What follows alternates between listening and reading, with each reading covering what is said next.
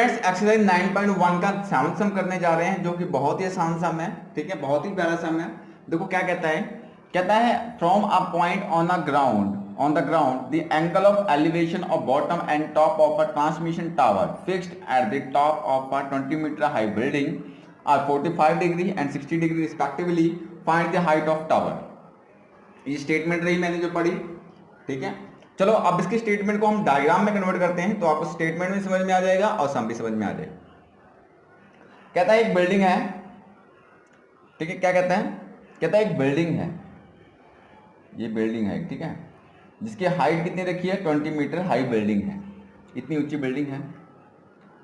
ठीक है, ऐसे करके बना देता हूं बिल्डिंग। ओके, कहता है इस बिल्डिंग के ऊपर आपने देखा होगा टावर लगे होते हैं, ट्रांसमिशन टावर लगा है। ठीक है, तो इस बिल्डिंग के ऊपर टावर लगे होते हैं, तो इस बिल्डिंग के ऊपर मान लो यहां पे टावर लगा है। ठीक है, अब जहां पे from a point on ground, मान लो एक पॉइंट है यहां पे, ये ग्राउंड पे एक पॉइंट है, ये ग्राउंड है जिसको बिल्डिंग बनी है, बिल्डिंग के ऊपर क्या है, टावर है। कहता है यहां पॉइंट से अगर हम लोग इसके बॉटम को देखते हैं, टावर के बॉटम को, इसको देखते हैं। ठीक है, तो जो एंगल बनता है वो बनता है कितना हमारे पास, 45 डिग्री का।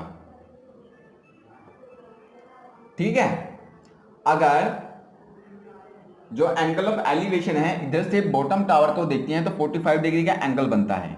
उसके बाद इधर ही पॉइंट से अगर टॉप के टावर को देखते हैं, ठीक है, अगर ये टॉप देखते हैं टावर का, तो जो हमारे पास एंगल बनता है, तो जो बनता है एंगल हमारे पास बनता है कितना, 60 डिग्री का। कितने डिग्री का, 60 डिग्री का।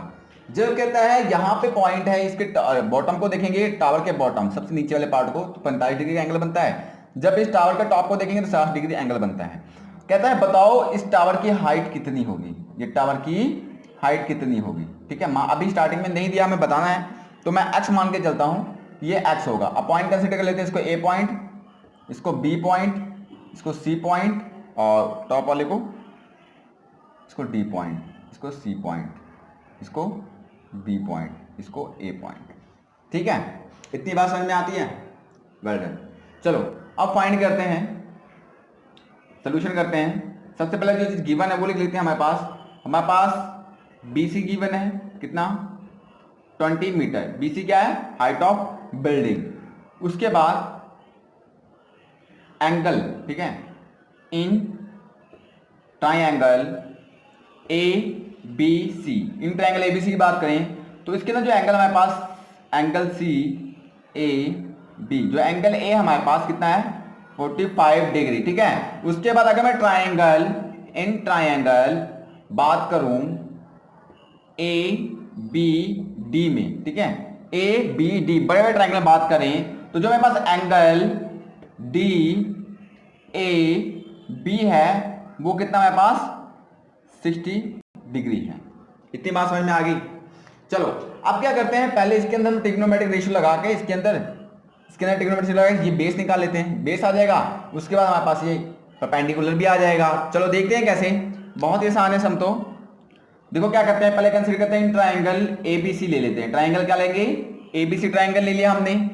एबीसी ट्राइंगल में हमारे पास क्या चीज नहीं है, ए बी नहीं है, तो मान लो ए बी नहीं है, ए बी हमारे पास नहीं है, बेस नहीं है, इसको मैं वाई मान लेता हूं जो हमने निकालना है। उसके बाद बी सी है हमारे पास अपॉन बी सी। ठीक है, अगर ध्यान से देखो यहाँ पे एंगल बना है तो ए बी हमारे पास क्या है, ए बी हमारे पास क्या है, बेस है जिसके ऊपर एंगल होता है। अब इसके सामने वाली साइड कौन सी होती है, परपेंडिकुलर। ये बी सी हमारे पास क्या है, परपेंडिकुलर। एंगल के सामने वाली लाइन कौन सी है, परपेंडिकुलर। तो बी सी क्या हमारे पास, परपेंडिकुलर। बी अपॉन पी बनता है हमारे पास। तो इसको देखें क्या होता है, ये Pandit Badri Prasad Har Har Bhole, P over H sine B over H cos P over B tan. अब इसको उल्टा पढ़ते हैं, H over P cosec H over B tan B over P क्या होता है, कॉट। तो बी ओवर पी यहां पे क्या है, बी ओवर पी है, तो बी ओवर पी क्या होता है, कॉट होता है। देखो बी ओवर पी कॉट होता है। ठीक है, तो ये किसके बराबर हो गया, कॉट थीटा के बराबर आ गया।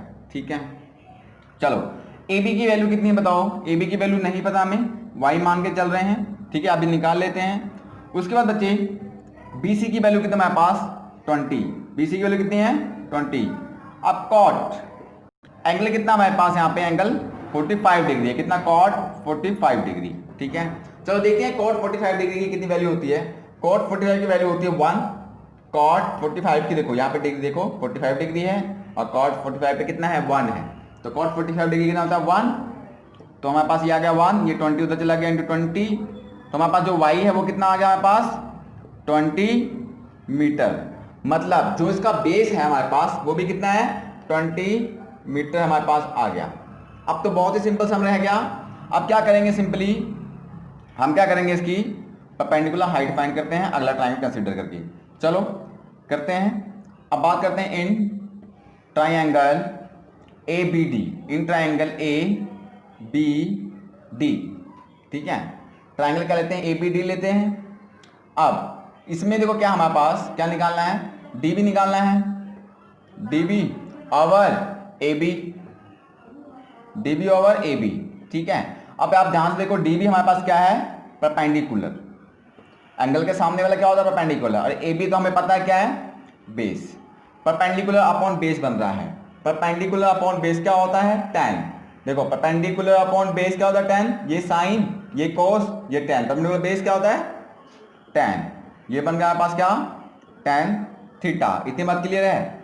अब उसके बाद डीबी की वैल्यू बताओ कितनी है, डीबी की वैल्यू कितनी है हमारे पास 20 प्लस एक्स, डीबी हमारे पास कितना है 20 प्लस एक्स, ये पूरा डीबी तभी तो बनेगा 20 plus x over A B कितना हमारे पास 20 हमने निकाला है, ठीक है, इक्वल टू tan थीटा।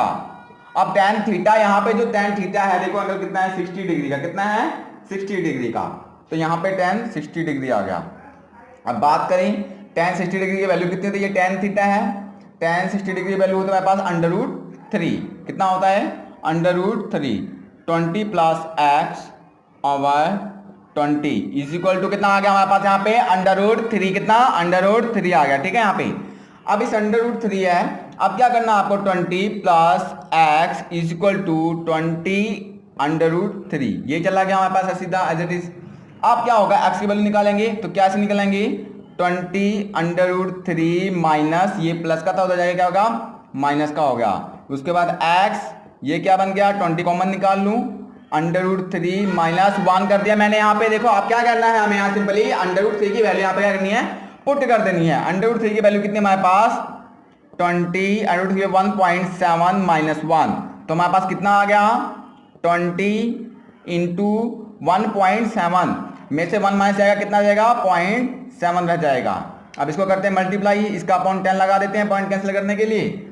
अब कर देते हैं मल्टीप्लाई, इसको कितना आ गया 7 0 7 दूनी 14 140 ओवर 10, ठीक है। तो ये 0 0 कट गया बन गया, तो हमारे पास जो यहाँ पे x आ गया वो कितना आ गया 14 आ गया, ठीक है। तो हमें पता लग गया कितना आंसर आया इस x का 14 आ गया।